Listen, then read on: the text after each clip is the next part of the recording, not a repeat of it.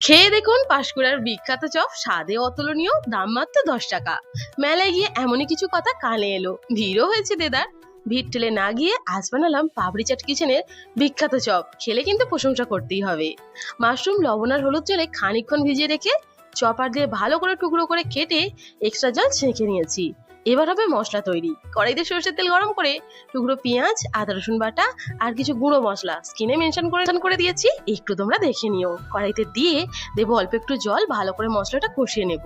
আর দেবো খানিকটা কুচো কাঁচা লঙ্কা আর একটু ধনে পাতা।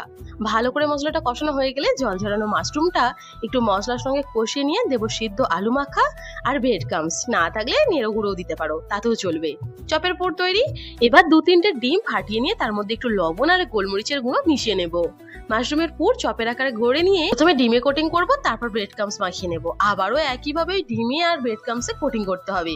আর কিচ্ছু নয়, সাদা তেলে লো ফ্লেমে লালচে করে ভেজে তুলে নেব। বিশ্বাস করো, খেতে তো অসাধারণ হয়। আর যাকে খাওয়াবে সে কোনো মতেই বুঝতে পারবে না এটা কি দিয়ে বানানো। তাহলে একদিন হয়ে যাক পাপড়ি চাট কিচেনের স্পেশাল চপ। অবশ্যই বানিয়ে আমায় কমেন্টে জানিও কেমন লাগলো তোমাদের। টাটা।